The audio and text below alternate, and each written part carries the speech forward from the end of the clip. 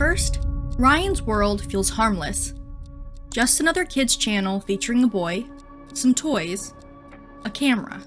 But behind the smiles is a business. A $1 million money-making machine built on exploiting one boy's childhood. For his entire childhood, Ryan has been the face of it all. Dozens of videos a month, day after day, filming addictive brain-rot advertisements disguised as children's entertainment, making his parents millions of dollars per month. But now, something's changed. He's older, a childhood gone in a flash. He's no longer a valuable asset for the company, for his parents. Quietly, the spotlight shifts to his younger sisters. More childhood innocence to exploit. And in the background, a federal investigation, a petition to let Ryan quit. Controversial interviews. Ryan, quiet, stiff, like he wants to speak, but knows not to. People are starting to ask, is he okay? And who is going to help Ryan Kaji if his parents won't? Or is it too late?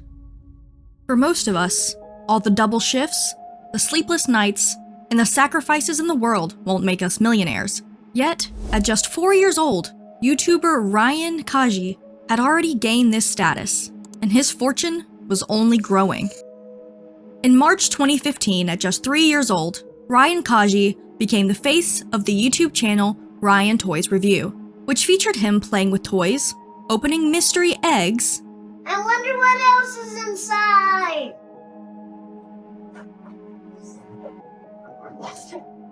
This is bored.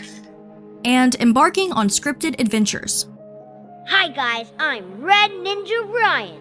My mission is to keep the world safe from evil. It was this content that would amass the channel a staggering 82 billion views and turn Ryan into one of YouTube's biggest earners. But how had Ryan made the leap from regular kid to YouTube star? 4 months after his parents started the channel, a single video changed everything. Ryan. What? Ryan, I have a surprise for you. What? Look over here. Whoa! What do you see? It's a giant flaming McQueen egg! Suddenly, views and subscribers skyrocketed. Seeing the explosion of success, Ryan's mom made a life-changing decision. She quit her job as a high school chemistry teacher to run the channel full-time. And just like that, the youngest YouTube star the world had ever seen was born. Ryan Toys Review dominated YouTube, becoming the most watched channel in the US and the second biggest on the planet, while overtaking some of the biggest creators like PewDiePie. Huh? Oh, what is this? 5-year-old threatens to dethrone the YouTube king PewDiePie over my goddamn dead body. The results of Ryan's fame? A mind-blowing $1 million a month in ad revenue alone, earned by a kid who was still learning how to read. But was YouTube revenue enough to satisfy a star this big? Or perhaps more importantly, was it enough to satisfy his parents? In 2017, Ryan made a power move. He signed a deal with media company Pocket Watch, taking his brand beyond YouTube. In this partnership, it was just the beginning. Enter Ryan's world, a full-fledged empire built on unboxing, surprises, and non-stop fun. It all began at Walmart with the Ryan World toy line featuring giant surprise eggs, slime, and t-shirts. And what started as a simple merch drop quickly took over Target, Amazon, and more. Soon, Ryan's face was everywhere, on store shelves, in commercials, and across countless products. Even Colgate collaborated with him, creating Ryan's World toothbrushes, toothpaste, and mouthwash. By October 2019, Ryan's YouTube channel was renamed to match his brand, Ryan's World. And in 2024, Ryan took his biggest leap yet, straight onto the big screen. That's right, Ryan made history as the first digital creator to score a full-blown theatrical release of his own movie. This is Ryan's World, the movie, Titan Universe Adventure. Whoa. With a budget of under $10 million, the live-action animated adventure threw Ryan into a comic book world where he had to rescue his younger sisters. To make it even bigger, his team brought in Japan's legendary Shin-ei Animation, the powerhouse behind Doraemon and Crayon Shin-chan. Yes, just when it seemed Ryan had reached peak stardom, he soared to new heights. But as the saying goes, the higher you get, the harder you fall. As Ryan has aged, his videos that once racked up millions, even billions of views, slowly started to decline, and the internet had noticed. A Redditor offered some theories for Ryan's dramatic decrease in views. Ryan was getting older, but I don't think that this is the main factor for the decrease in views. Hell, the parents are even releasing older footage of Ryan from when he was young, and it does not perform as well. My next theory is that YouTube cracked down on how channels with minors, especially channels targeting children, is handled by the algorithm. Others had a different take. It's not just that Ryan got old, it's that his audience got older too. They are aging out of the type of content, and Ryan is never going to be 5 again. He is not replacing the ones that age out near as fast as he is losing them. One parent chimed in, "True, my son loved Ryan's World. Now it's all video games only." But was Ryan's decline in popularity really about changing ages or changing standards? See, the once celebrated YouTube channel was now flooded with backlash. One Reddit user speculated the Elsagate criticism has been returning, and toy review channels were also criticized around the same time. But what was Elsagate, and what did it have to do with Ryan? Back in 2016, the lid was blown on a site-wide operation. A ring of channels had been making content targeting children that contained violence and highly suggestive sexual themes. To bait young viewers into watching inappropriate content, these videos included popular children's characters, including the Disney princess that gave the controversy its name, Elsa. While Ryan's World wasn't part of the Elsagate phenomenon, viewers became increasingly cautious of content marketed towards kids. As one Redditor commented regarding Ryan's World and other kids' channels, "I don't count them as Elsagate, as it doesn't have the messed up content common in those videos like pregnancy, violence, etc. However, the excessive consumerism and potential exploitation kinda worries me." But could content that appeared so innocent really be hiding such sinister intentions? Well, it was hard to deny Ryan's videos had changed. After all, what began as a boy playing with one toy What's that? soon became multiple toys featured in every video. Look at that, Ryan. Oh, the blind bag too. Ooh. How's your face in it? Face on the package. This is me, Red Titan. I'm gonna squish him till he's a baby. Combo ice cream cone. Look at that. You can eat it. French fries. Oh. Look, there's Mo Pizza. Nom nom nom. There was no denying that Ryan's team understood how to keep kids engaged. But this type of content has raised red flags for both parents and media experts. See, when you watch Ryan's videos with a critical eye, something stands out. The line between organic content and advertising is almost invisible. Some videos feel like regular toy reviews, Let's have a battle between Batman and Joker. while others are seemingly full-on promotions. Thomas and friends, all aboard Thomas Go Bubbles. Bubbles blow as you squeeze and go. Yet, it's nearly impossible to tell them apart. And it wasn't long before Ryan was called out.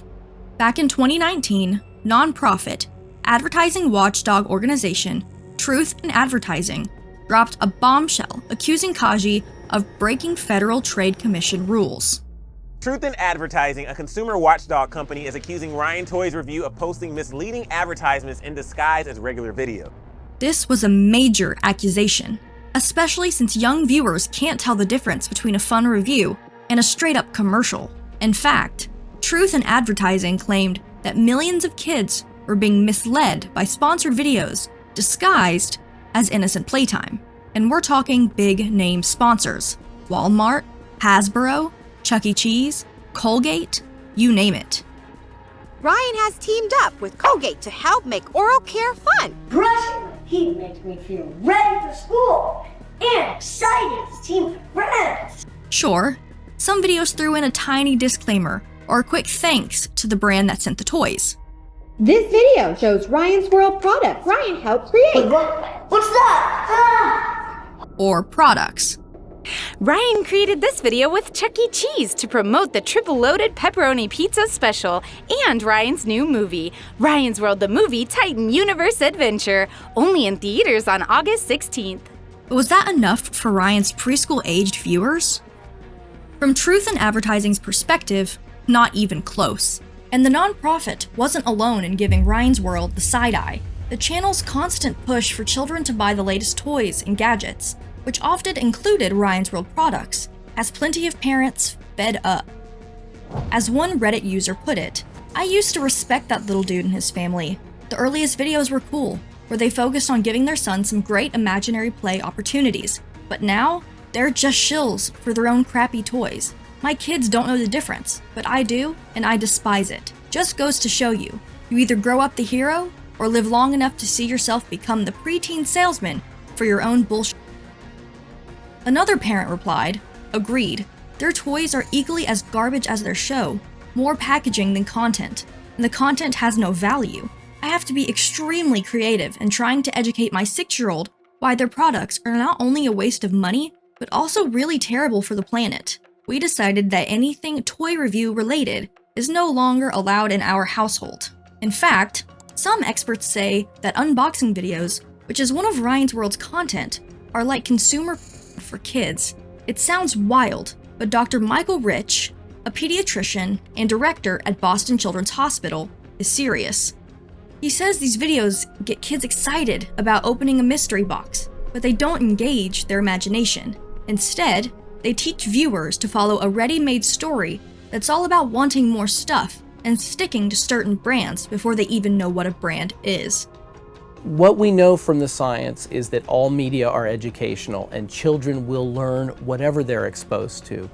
According to Dr. James A. Roberts, a marketing expert from Baylor University, unboxing videos give kids a quick rush of excitement.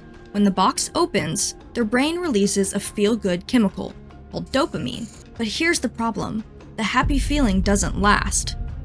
Kids can start chasing that excitement, watching more and more videos or wanting more toys, getting stuck in a cycle, always wanting the next thing. After all, at the end of the day, Ryan's World isn't just entertainment, it's a business. As Laura Smith, legal director at Truth in Advertising, put it, while adults are seeing the videos and ultimately making the purchases, the intended audience are these little kids. And there's research that shows that despite best efforts, parents buy the toys their kids ask for. In the middle of the backlash, Ryan's dad, Shion Kaji, stepped up to defend the channel. In a statement, Mr. Kaji claimed the family's channel plays by the rules and that keeping their young viewers safe is their #1 priority. But the heat is on. Ryan's World is facing some serious accusations, and it's happening while YouTube is already under fire for not doing enough to protect its most vulnerable viewers. The question is, who's really watching out for the kids? And on that note, who's looking out for Ryan? Following their first viral video back in July of 2015, Let's crack the egg. Ryan's mom started posting more. In fact, that month alone, the channel dropped 27 videos. At some point, she even joined the fun on camera. I'm gonna get you. Arr! Arr! Arr! Arr! Arr! Arr!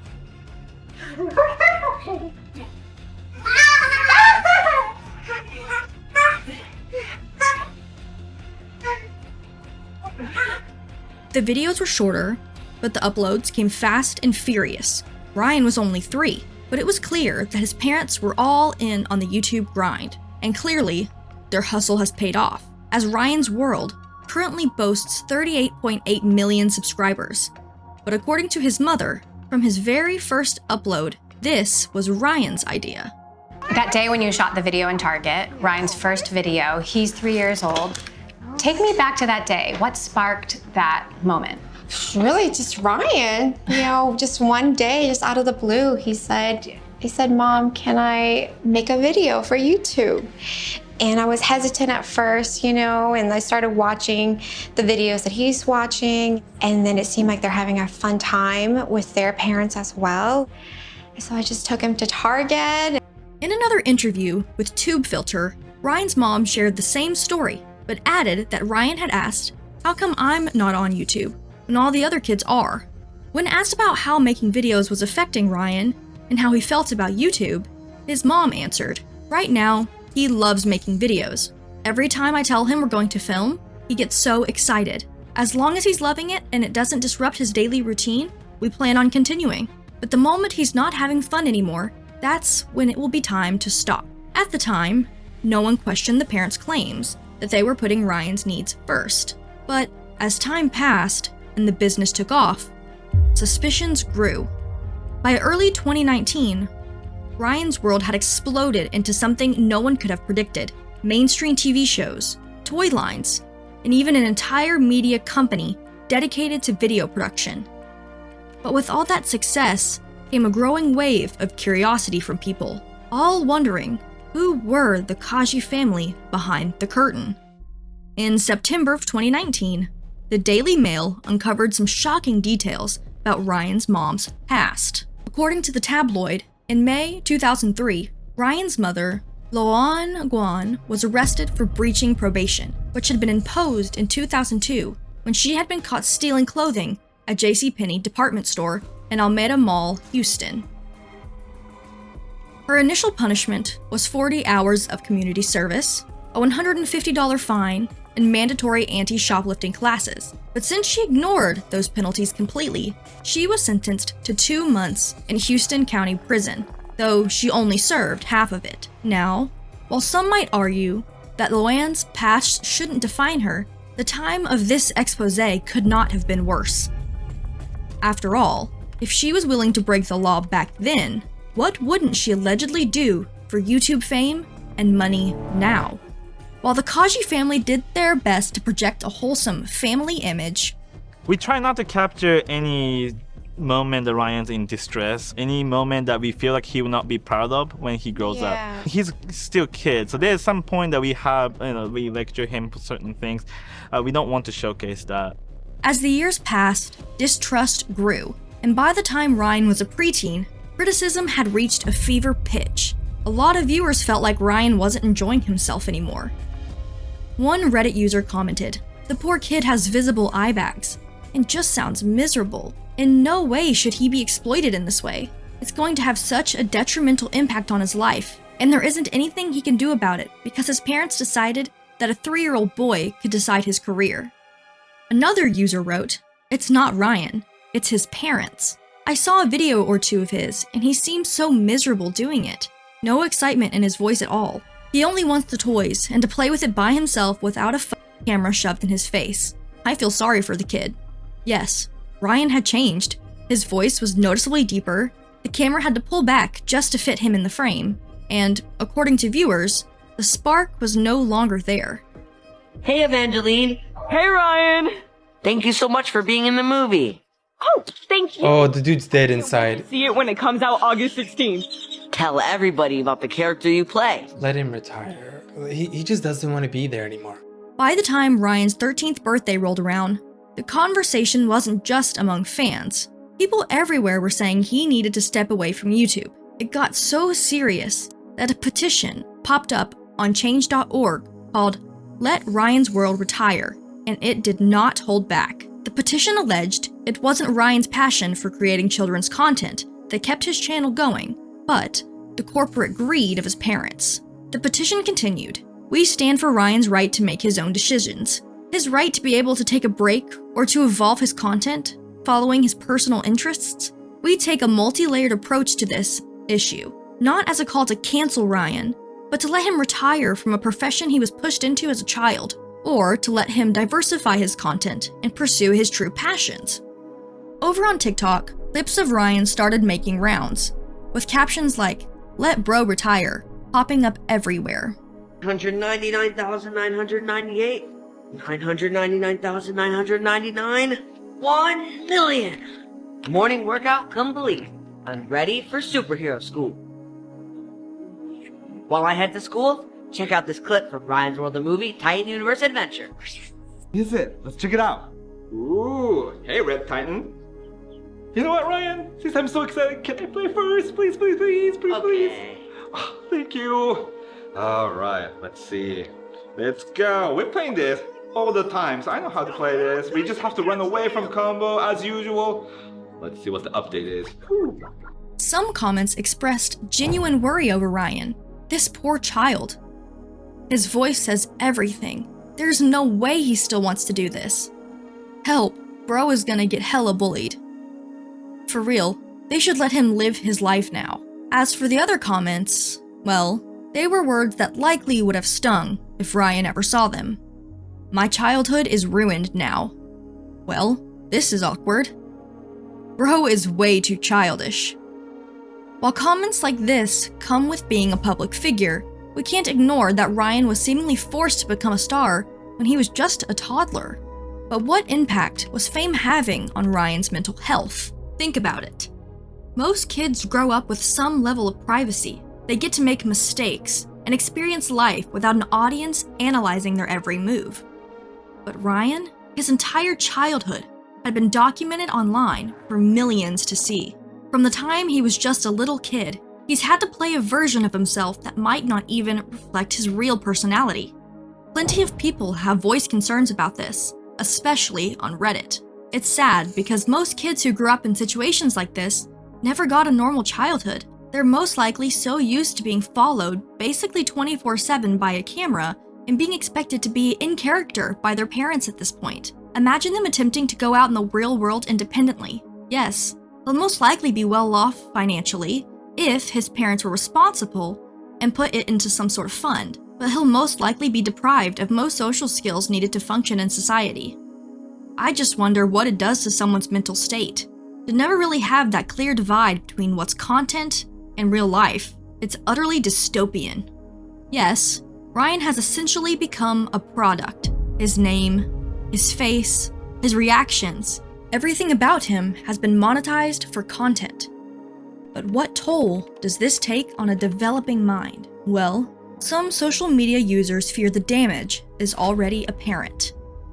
He is of course younger than me, but it is concerning that his growth is stunted severely. He is acting like a little child when practically he has hit puberty, and probably in his early teen years. He is being exploited by their parents, and it is causing detrimental effects to this kid. As others have pointed out, the struggle to transition from a child star into a regular teen or adult is something we've seen before. I feel like we're watching another JoJo Siwa in the making, and if you don't know how she turned out, allow me to show you.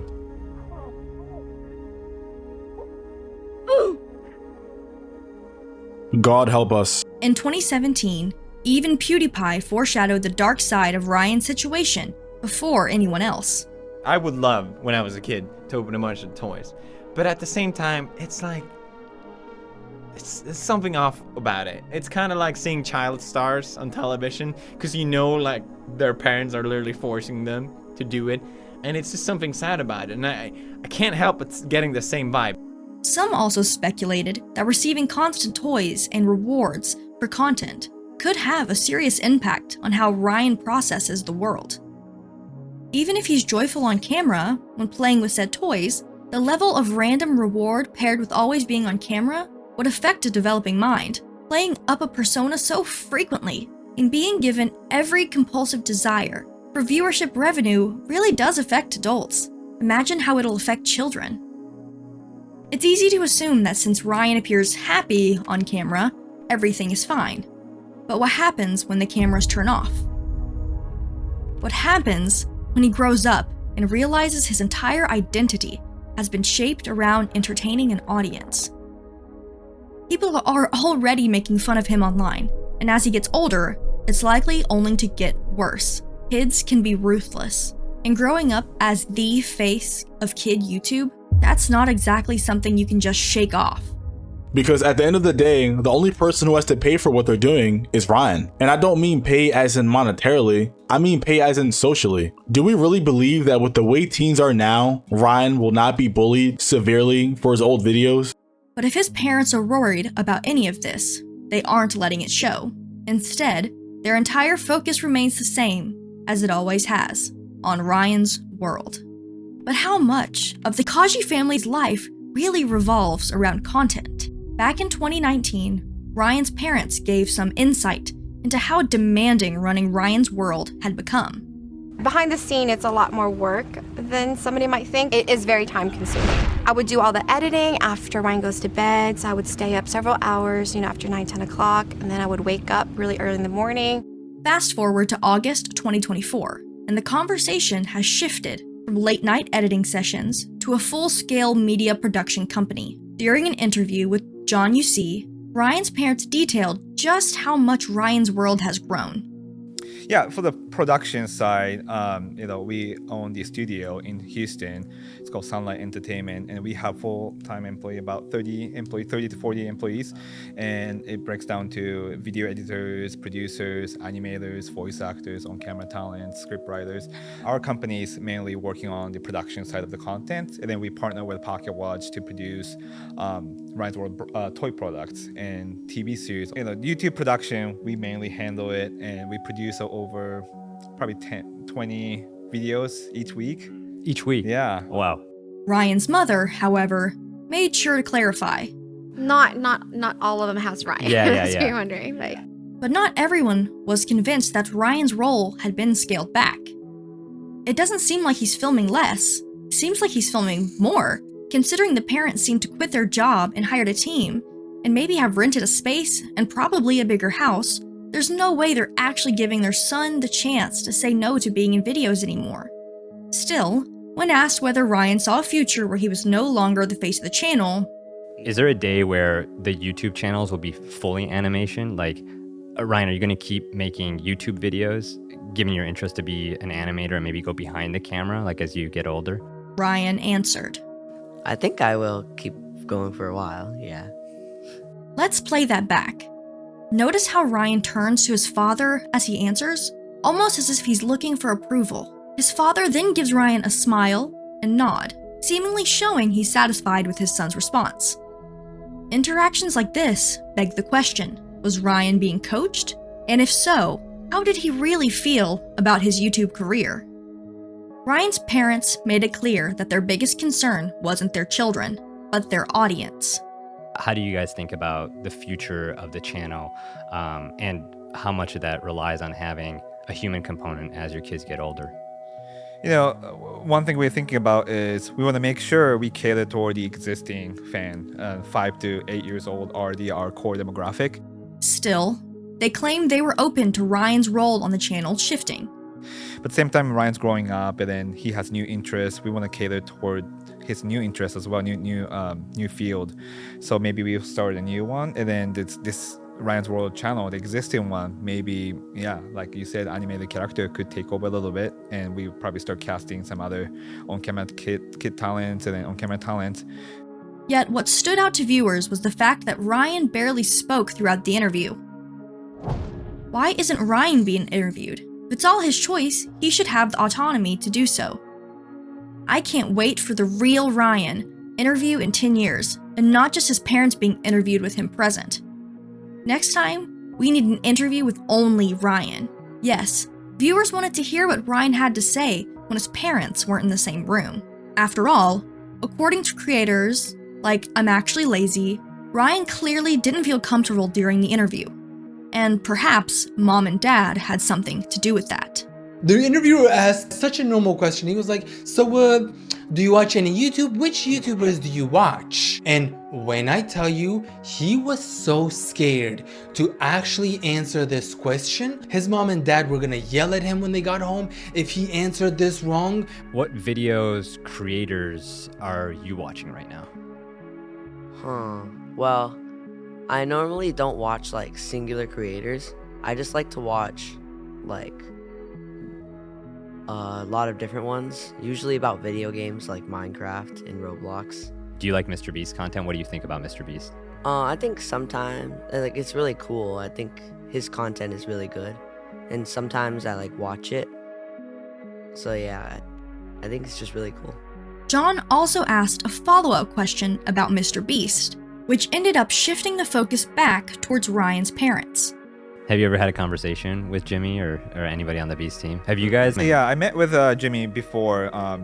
The way Ryan hesitated in his responses, the way his dad stepped in to answer for him, it all added to the unease. After all, it's one thing for a child to be shy in an interview, but it's another when it feels like they've been conditioned to say the right things. Naturally, people started questioning how much control Ryan ever had over his channel in the first place, while his mom once claimed the whole thing was his idea.